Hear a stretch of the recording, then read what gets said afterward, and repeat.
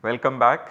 We are discussing about solving a system of simultaneous linear congruences. So, I told you that the corresponding result, the main result in this theory is called the Chinese remainder theorem. Remainder of course stands for the AIs that we have. So, what we are really looking for is a number x such that whenever you divide by Ni, the remainder should be AI.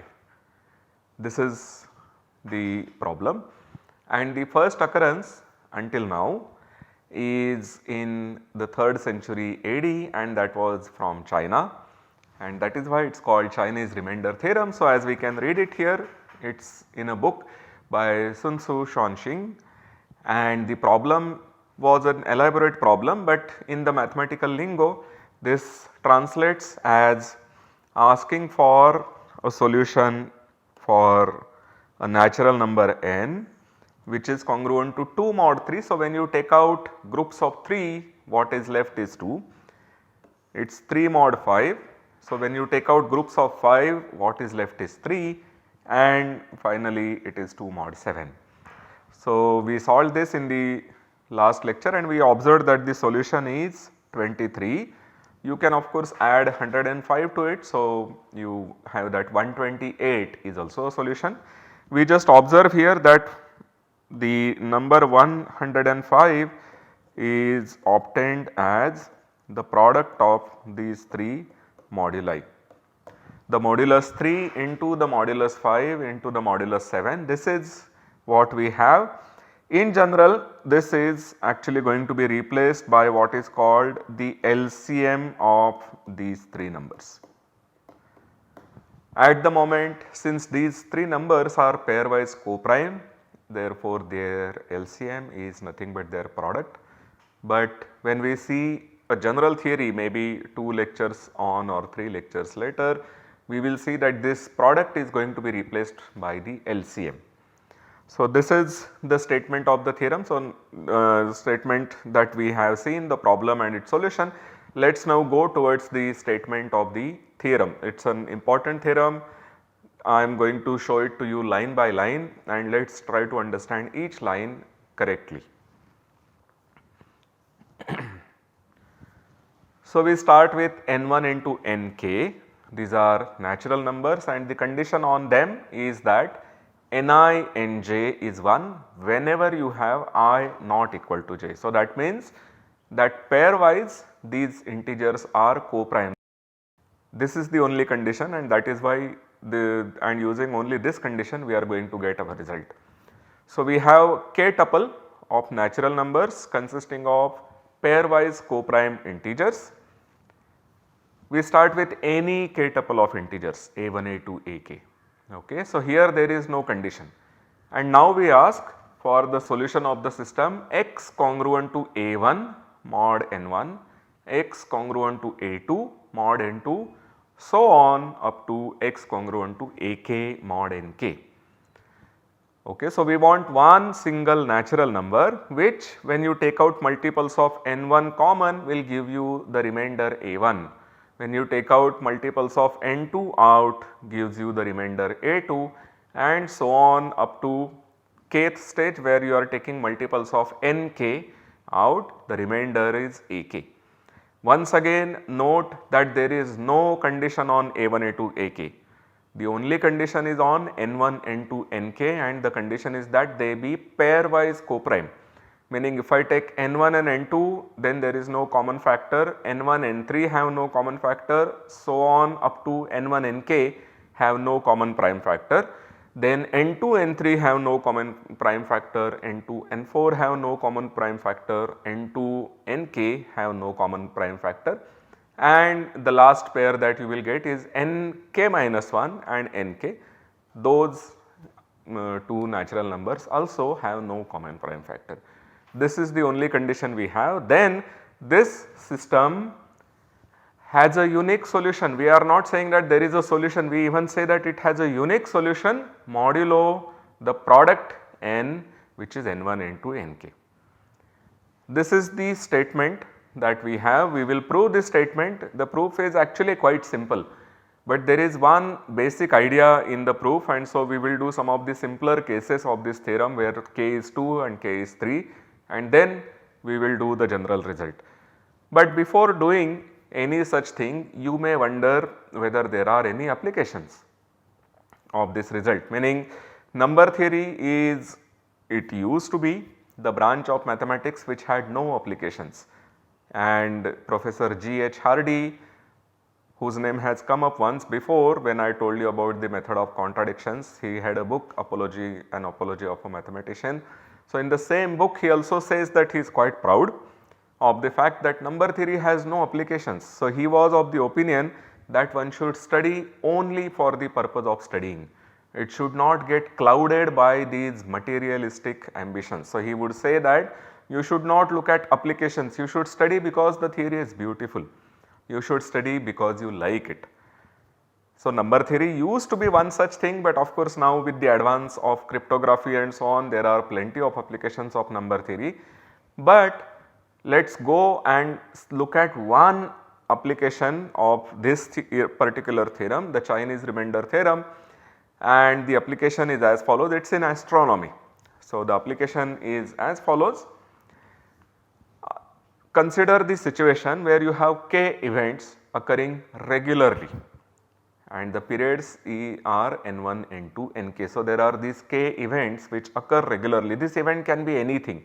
So, it can be a solar eclipse or lunar eclipse, or I do not know if you remember, but when I was a child there was this comet called Halley's comet, and apparently this comet which circulates the solar system will come back and pass through a distance which is closest to earth every 76 years. So, there are these astronomical events and many of them are periodic events. There is some nice definite periodicity which one can compute, and so here we assume that there are these k events which occur regularly with these periods n1, n2, nk. So, if you had the first event occurring at some time, then the next time it would occur would be at, so suppose you are with the ith event happening at the time x equal to ai. So, suppose you have started counting with the Gregorian calendar and then in 2020 some event occurs and then the period of this thing occurring again is say 35 years. So, in 2055 it will occur again. So, that is what we have as ai and then ai plus ni, and then it would continue occurring regularly with respect to those periods. So, you have these k events occurring regularly with periods ni, and we assume that ai plus ni and so on, these are the times when they are occurring. So, when you go modulo ni, the occurrence is x congruent to ai. This is what we have, and then you would ask for the simultaneous occurrence of this. This was an event which was of interest to astronomers when some particular set of events occur simultaneously. So, this is solvable when you have these congruence moduli ni to be co-prime. So, if these periods ni happen to be pairwise co-prime, then of course such an x can be found, and the ancient people of possibly all civilizations knew about this result, and this is one event which could even be the motivation behind studying the Chinese remainder theorem. I believe that it could be one of the motivations behind the Chinese remainder theorem. So, what we are looking here is that when you have these k events occurring regularly with periods ni, the first one occurring at ai, then ai plus ni and so on, then the occurrence is the simultaneous occurrence would be given by a solution to the system of simultaneous congruences x congruent to ai mod ni for all I, and if these ni are pairwise co-prime, then of course you can simply write down and find the solution. Many times in various proofs the solution is proved only up to existence, but we will see that with some techniques we can actually construct a solution. So, now we are going to prove the Chinese remainder theorem. Let us walk through this proof together. It is a simple proof, but there is one key idea. So, once you understand this key idea, then the proof really becomes transparent. So, let us begin this proof. What we are going to do to begin with is to consider the case k equal to 2.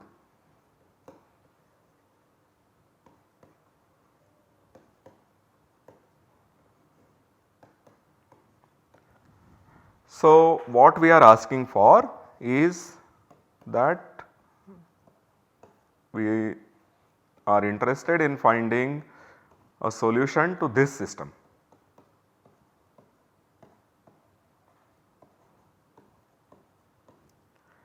Here of course, we have n1 and n2 to be co-prime. So, we are looking at pairwise co-prime and here we have a single pair. So, we are asking that whenever n1 and n2 are co-prime, do we have a solution to this? Now, here we are once again I will remark that we are looking at a1 a2 to be any tuples, any pairs of natural numbers. But I will first try to get solution for this particular tuple.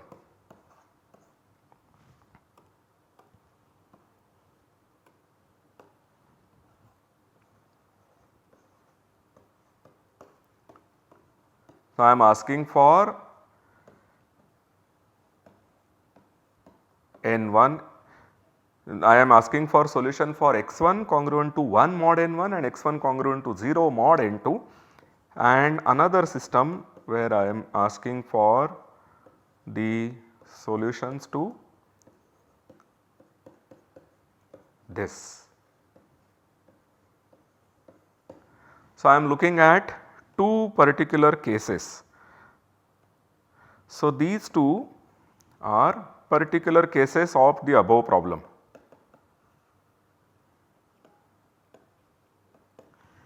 But if we have a solution to these, so if these are found, then I will simply take x to be a1 x1 plus a2 x2.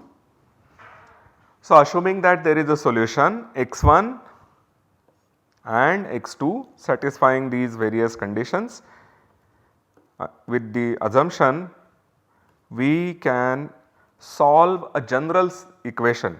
So, if you are going modulo n1, then here x1 is 0 mod n2 and a2 is x2 is 1 mod n2. So, let us look at this modulo both n1 and n2.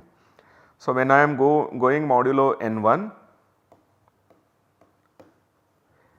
modulo n1 x1 is 1. So, this is going to be a1 times 1 plus a2 times 0 and therefore, it gives me a1. And similarly for x2 we are going to get a1 modulo n2. Modulo n2 means we have to look at this particular part. So, from here we see that modulo n2 x1 is 0. So, I will get a1 into 0 plus a2 into x2 which is 1 and therefore, we get it to be a2.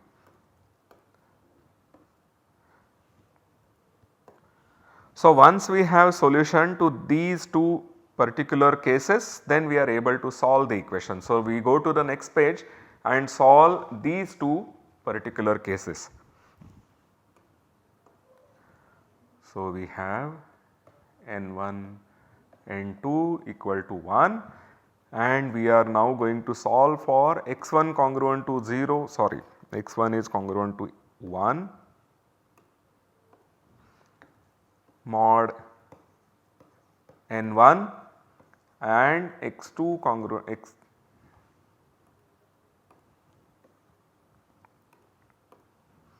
x1 is 0 mod n1 and when we look at x2 we demand that this be 0 mod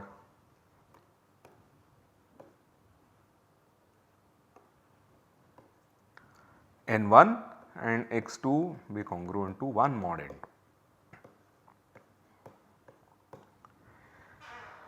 But this second condition is equivalent to n2 dividing x2 and this n2 dividing x1.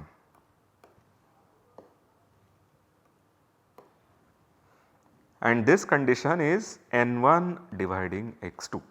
So, what we get is that x1 is of the type n2 k1 and x2 is n1 k2. And so, now we have to solve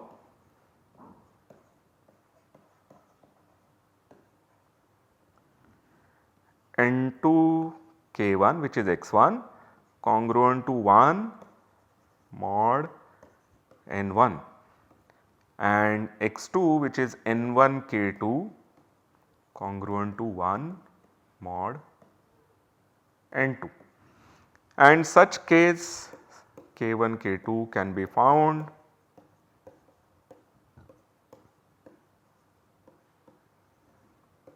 as n1 n2 is 1. So, let us go through this proof once again. What we are asking for is to solve these two special cases, x1 which has the property that it is 1 mod n1 and 0 mod n2 and x2 has the property that it is 0 mod n1 and 1 mod n2. And we saw in the last slide that when you have solutions to such an x1 and x2, you can solve for a general x by simply putting it as a1 x1 plus a2 x2 gives a general solution. This is something that we have seen. Okay, so, we want to solve only for these two special cases of our system of simultaneous congruences, and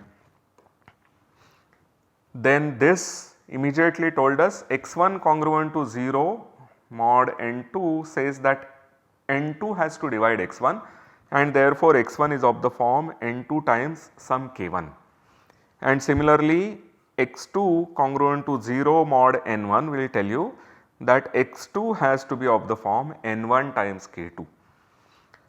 So, the congruence x2 congruent to 0 mod n1 is solved because we are looking at x2 to be only multiples of n1. So, by looking at that we have solved this particular congruence. The only congruence that remains to solve is this x2 congruent to 1 mod n2. Similarly, by taking x1 to be a multiple of n2, this congruence is solved, and so we have to only solve the first congruence which is x1 congruent to 1 mod n1. So, those things are now encoded here.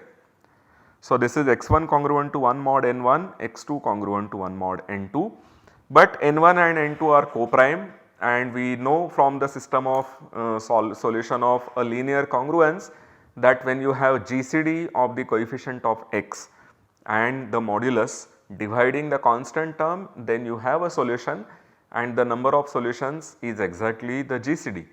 Here you have n1 n2 are co-prime, so the GCD is 1, therefore you get a solution, and since the GCD is 1, your solution is unique modulo that n1. But anyway, the uniqueness will come later. We at least have a solution for x1 and solution for x2 by having computed k1 and k2. So, when we deal with some particular problems, we will need to compute these k1 and k2, which, so k1 has the property that multiplied to n2 it gives you 1 mod n1, and k2 has the property that multiplied to n1 you get 1 mod n2. Okay, so, once you solve this, then you have a system, then you have a solution to the simultaneous system of linear congruences. Let us do one more case. We want to generalize this to k events, we want to generalize this to k tuple n1 n2 nk. Let us do it for 3 and then we go on to do the general case.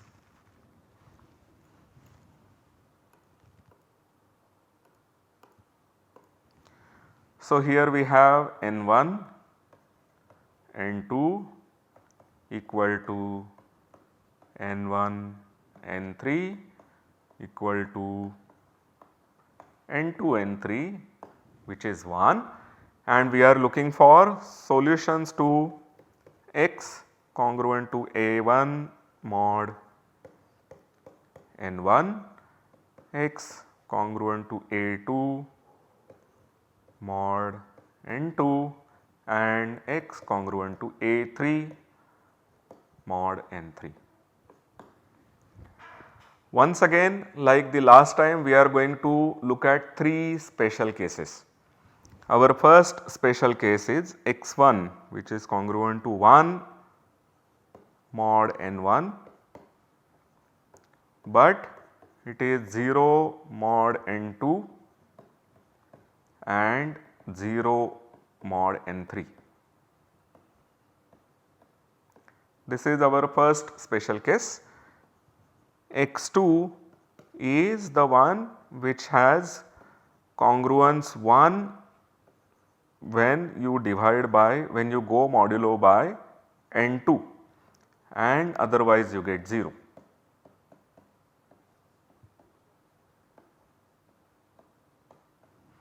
And finally we have x3 which will give you 0 when you divide by n1, it will give you 0 when you divide by n2, but it will give you 1 when you divide by n3.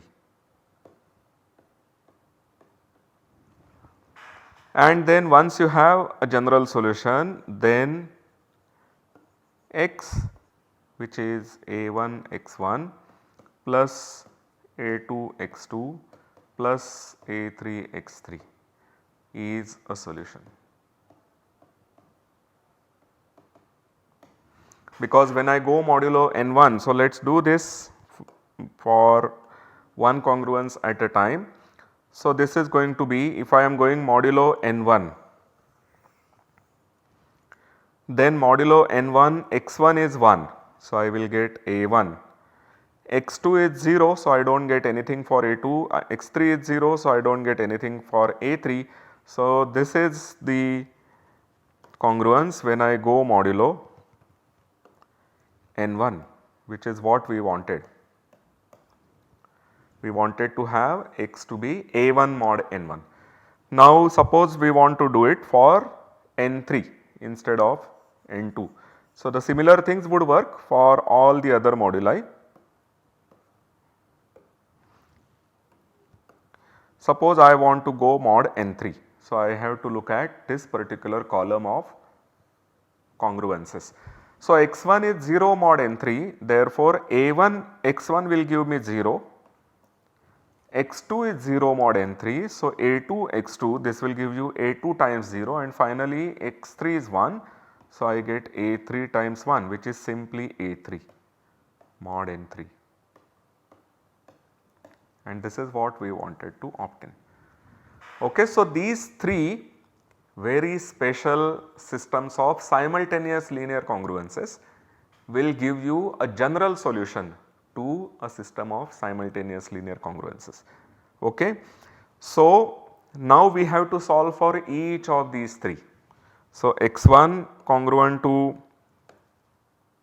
1 mod n1 and 0 mod n2 n3, x2 congruent to 1 mod n2 and 0 mod n1 n3, and x3 congruent to 1 mod n3 and 0 mod the first two n1 n2. This is to be solved. So let me just write it here again that we have these 3 to be co-prime,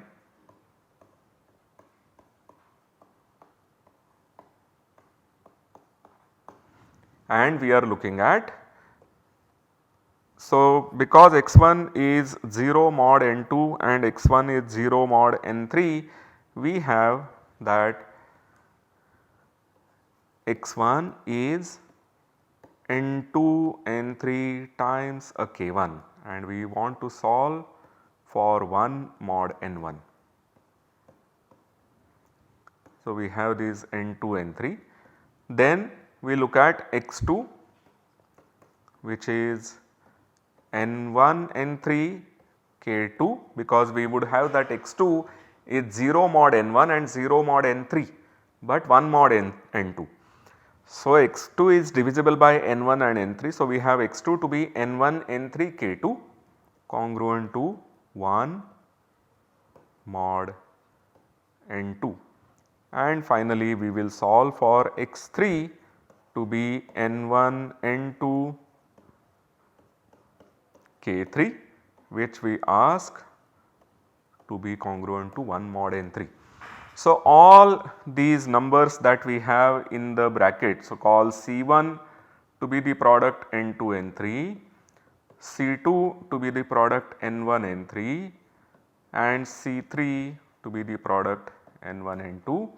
Then we observe that C1 and n1 are co-prime, because n1 has no common prime with n2 and n1 has no common prime factor with n3. So, C1, which is nothing but the product of n2 and n3, is going to be co-prime with n1. Similarly, C2 n2 are co-prime and C3 n3 are co-prime. So, once you have these co-prime things, then we know that there is a unique solution to this, there is a unique solution to this, there is a unique solution to this modulo each of the ni's. So, since Ci Ni is 1 for all I, we have a solution Ki to the above congruences, and hence K equal to 3 case is done. So, we have done the case k equal to 2, where we had a pair of co-prime integers n1 and n2, and then we proved the Chinese remainder theorem for this particular case. Then we have now the case k equal to 3, where we had 3 elements, 3 natural numbers n1, n2, n3, and they had the property that they were relatively pairwise relatively prime or pairwise co-prime, and then we proved that there is a solution to x congruent to a1 mod n1, x congruent to a2 mod n2 and x congruent to a3 mod n3. Now the time is to go for a general proof, but we will do it in the next lecture. So, I hope you will remember the cases k equal to 2, k equal to 3, and see you in the next lecture. Thank you.